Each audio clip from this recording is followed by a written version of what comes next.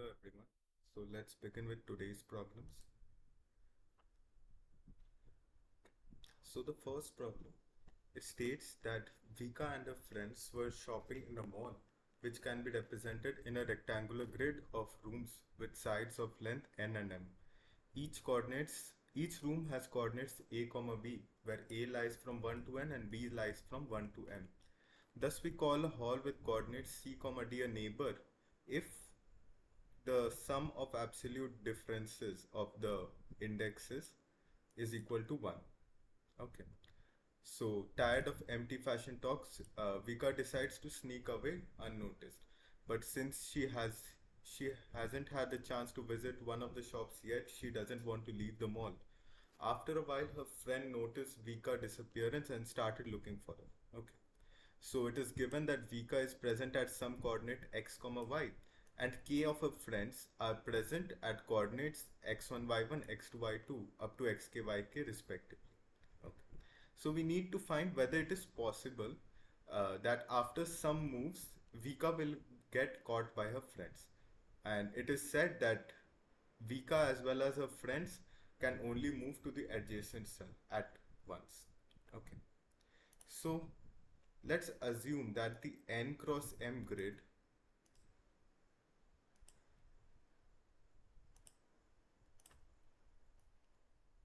let's assume the n cross m grid as a chessboard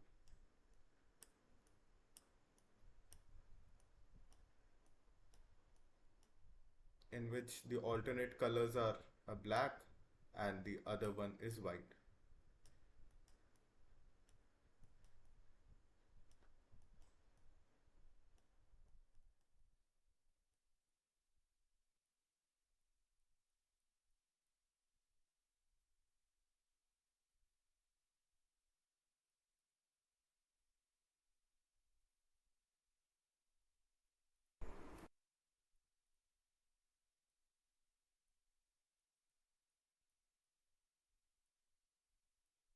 So if one of the friends is at a white cell, let's assume, then in the next move she will surely be at the black cell. Okay.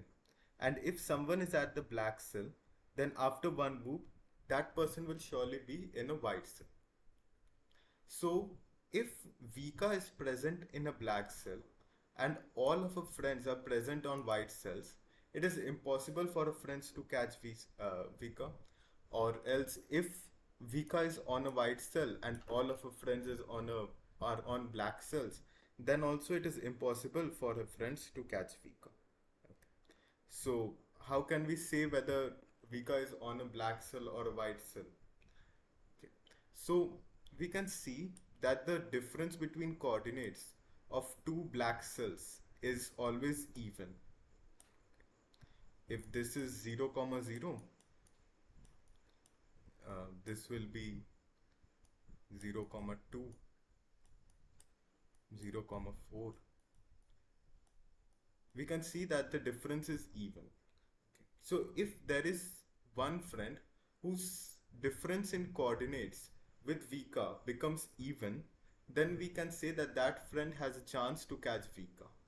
And if none of the friends are present at coordinates whose difference becomes even, then we can say that none of the friends can catch Vika. So let's have a look at the code.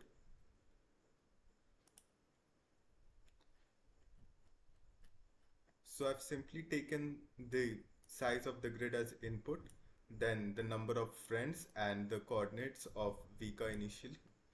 And in the K loop, I'm taking the input of the coordinates of the friends. And if the difference is even, then I can say that that friend can probably catch Vika. Okay.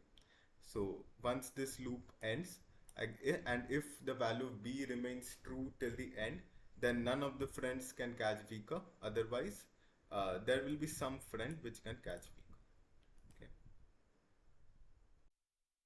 So let's begin with the second problem.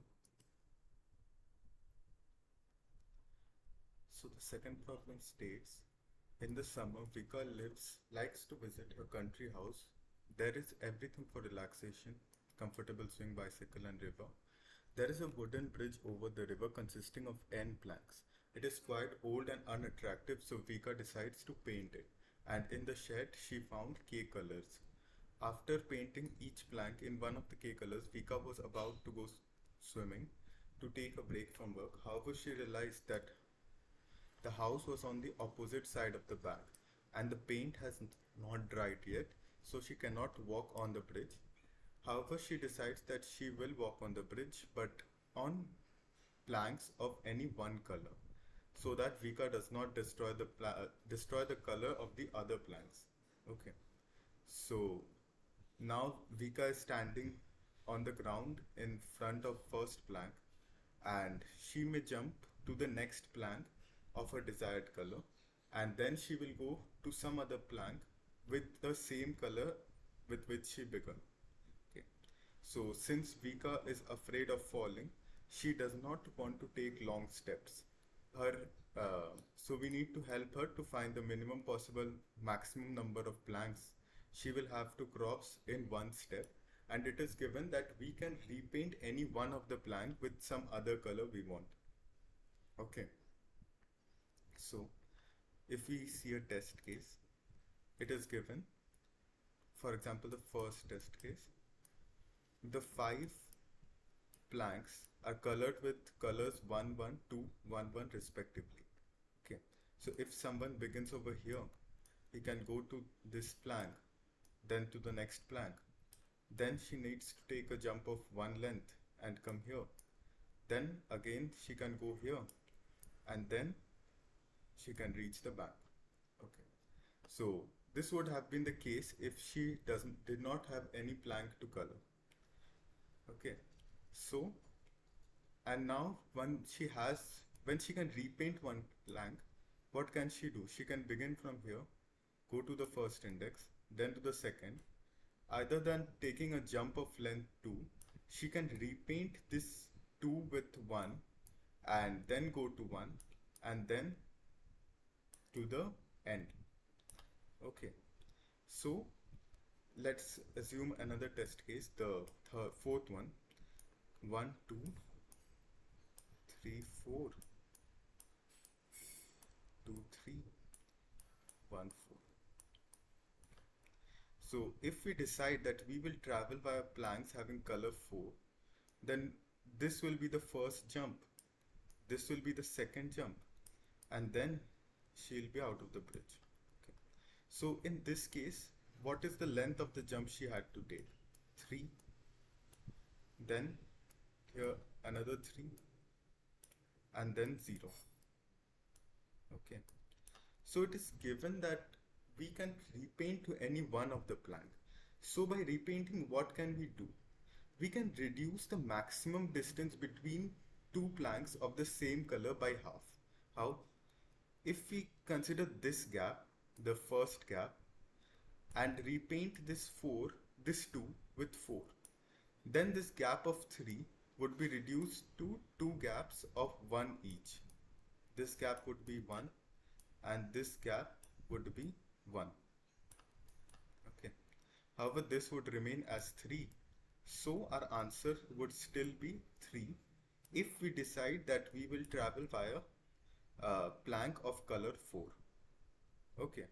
So what can we do? We can store the indices of all the planks based on the colors, take the difference between the consecutive ones, and whichever is the largest difference, we can divide that by 2 and compare it with the second largest one. Why? Because here we can see that 3 occurs 2 times, and splitting the 3 into 2 parts of length 1, we can see that the length 3 got reduced to 2 parts of length 1, and the second largest number, which was 3, still remains intact. Okay, so if we store the indices of all the colors separately, take the difference and take out the largest and the second largest of each color, divide the largest length by 2 and consider and the second largest and take the greater out of these two, then we can find that for a particular color, what is the longest jump we need to take. And once we get this value for all the colors, we can simply iterate over them and find the minimum result out of all. So let's have a look at the code.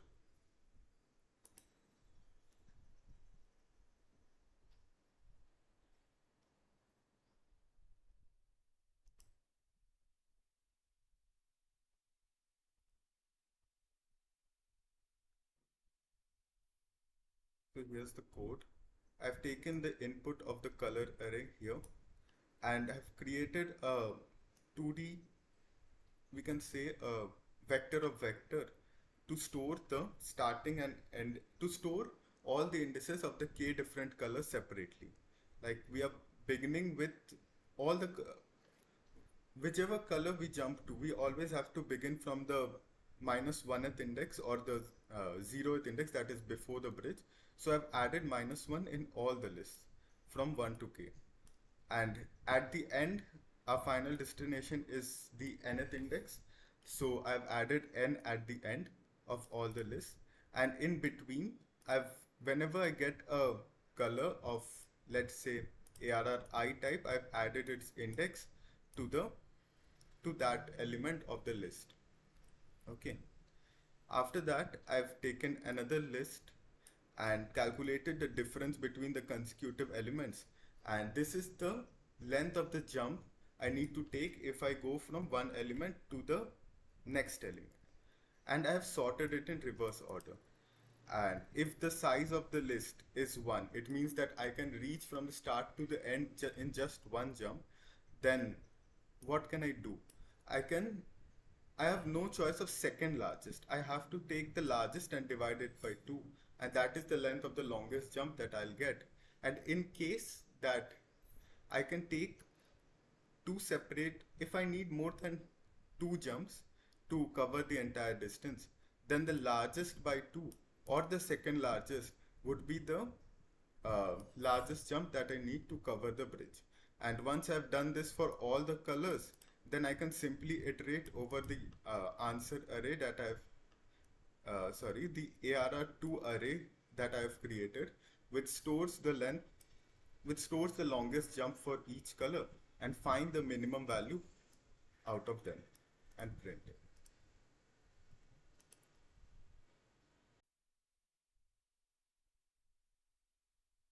So let's begin with the third problem. So the third problem states that Vika came to her favorite cosmetic stores, Golden Pear. She noticed that the price of n items have changed since her last visit. She decided to analyze how much the price has changed and calculate the difference between the old and new price for each of the n items. Vika enjoyed calculating the price difference and decided to continue this process. So the old prices was given as a non-negative, an array of non-negative integers a, and the new prices was given as an array of non-negative integers b, and both were of length n, and the difference was calculated in an array c and is equal to the absolute difference between between elements of the array a and array b. Okay. So, and she keeps on repeating this process. That is, after calculating the value of C, the array B would become array A and the array C would become new array B. Okay. And she would continue to do so until all the elements of array A becomes equal to 0 or not. Becomes equal to 0. So, if this is possible that after some operations, all the elements of array A become 0, then it is a dull array and we need to print yes, otherwise we need to print no. Okay, so we can observe, so okay, at the end, what will be the value of array A? All the elements would turn out to be 0 and the array B might have some values, let's assume x, y and z. So after applying some number of operations, this is the desired step to which we want to reach. Okay. So if we have reached this step and we still continue the process, then what will be the value of A in the next iteration? It would be X, Y, and Z, and the value of B after one more iteration would become uh, X, Y, and Z. Okay. So, and if we again do one more iteration, the value of array A would be the value of array B in the last iteration, and the value of array B would be the differences. And in the next iteration, we can see that we have again restored array A, and all the elements in this array are equal to 0. Okay, so we can see that once we have obtained all the elements of A equal to 0, by applying 3 more operations, we can again obtain that array. Okay, so if we say that we require 10 moves to make this element 0, this particular element equal to 0, this first element. If we require 11 elements to make this 0, and some 12 element and some, let's say, 5 operations to make this 0, then we can say that this element would again turn out to be 0 at the after 13th operation, 16th operation, and so on. And this element would turn out to be 0 after 14th operation, 17th operation, so on. Okay, so when can all the elements become 0 together? When this value, when number of operations, minimum number of operations modulo 3 value is same for all the 3 elements. Why? Because had this been, if I consider this example itself, if I require 10 operations to make the first 0, 11 to make the second 0, and 5 to make the third 0, I can make this 0 after 13 operations as well, after 16 operations as well. This would again be 0 after 14 operations. This would be plus 3, and then again 17 operations. So we can see that these two values, none of the values of this sequence matches with this sequence. Okay. So if we want that the values are equal, then the first value at which we got the value 0 for that sequence, modulo 3. It means the minimum operation modulo 3 value for all the elements must be same. Okay. So we know that the number of operations modulo 3 for all the elements must be equal. Okay. So how can we find the number of operations required? To find the number of operations required, we can use general brute force that let's begin with A and B. In the next iteration, we will get the value of A as B. This is just for one index. It's AI and BI. So this will also be BI, and this will be absolute of AI minus BI. Okay. We can again repeat this process and take the value of A equal to mod of AI minus BI, and the value of the new B value would be equal to BI minus mod of AI minus BI. Okay. However, this would result in a TLE. So what can we do? We can make a small observation here. So let's assume that the value of A is less than B. Okay. If the value of A is less than B, then after first iteration, the values would be B and B minus A. Okay. After second iteration, that would be equal to B minus A, and since B is greater than A, B minus A would be less than B. So that would become b minus b plus a. So here a, and in the next iteration it would become a, and this value would become equal to b minus a minus a. So this is equal to b minus 2a modulo. So if a is less than b, and let's assume that b is greater than 2a, then what can we observe? This value would become b minus 2a. Okay. So after exactly 3 operations, this is what I obtained. A minus a and b converted to a and b minus 2a within 3 operations. And so a and b converted to a and b minus 2a after 3 operations. And if now b minus 2a is also greater than 2a,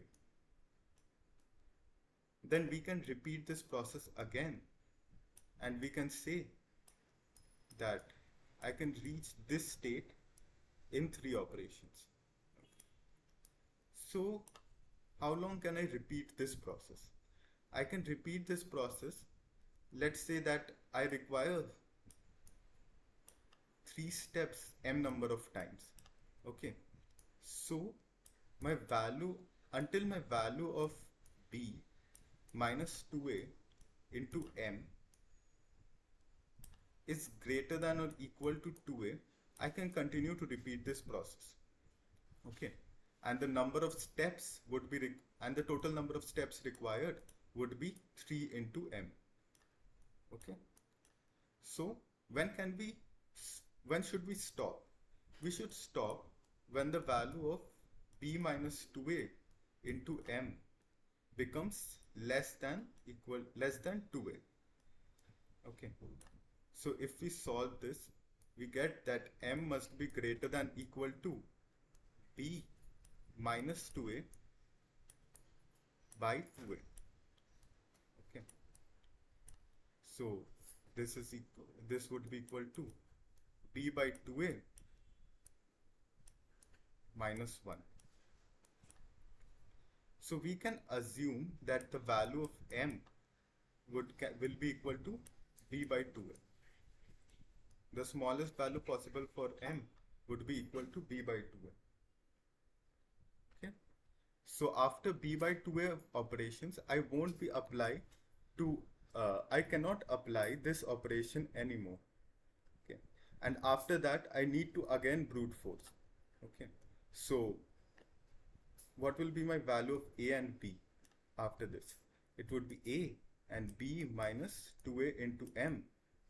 And after that, I can again continue by taking the absolute differences between the indices. That is, the next element would have the value of a equal to b minus 2a into m, and the value of b in the next iteration would be equal to the absolute difference between these two values. Okay.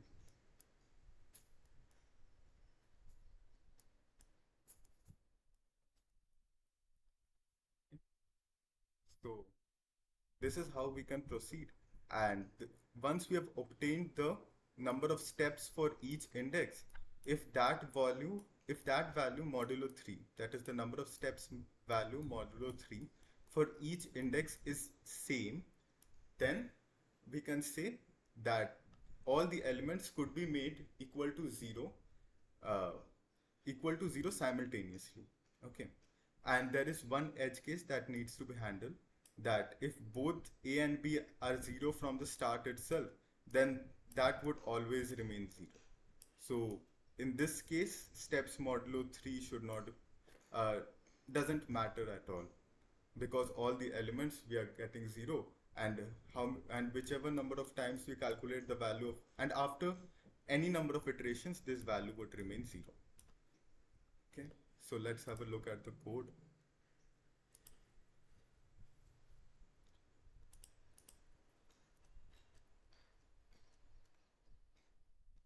So here's the code. I've taken the array A and B as inputs, and I've initialized three variables X, Y, Z as true.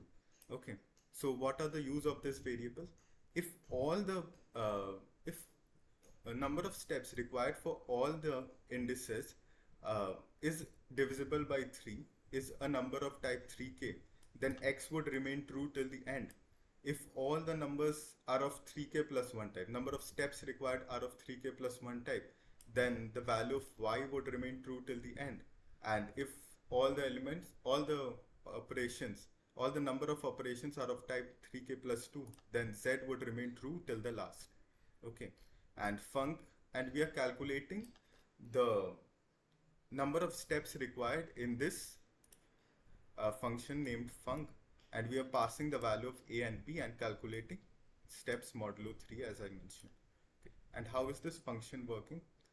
If the value of A is 0, then I can say that I do not require any more steps to make it 0. Okay. And if the value of B is less than 2A, it means I cannot perform this operation that I mentioned even once. So in this case, I need to do the brute force, that I need to take the absolute difference and continue with the next iteration. Okay, so I'll add 1 to the total number of steps and begin the next iteration with the value of A as B and the value of B as absolute of A minus B. Okay, and in the next iteration, and if the value of B is greater than or equal to 2A, I can perform steps of these, I can perform operations of length 3 as shown here. And how many such operations can I perform? I can perform B by 2A number of such operations as calculated. So I've calculated the value of B by 2A in the value and stored it in the variable named M, and the total number of steps would be 3 into M plus the value, the number of steps we need to make the result after these 3M operations equal to 0. That is, in the next operation, we'll again begin with A as the first element, and the value of B would be reduced by 2 into A into M times. So this function would return the total number of steps required to make the element A equal to 0. Okay. And once we obtain this value, these three variables will check whether the moduli value with 3 for all the elements is equal to, is same or not. And if any of them turns out to be true, then the answer is yes, that is, the array would be a dull array, otherwise it's no.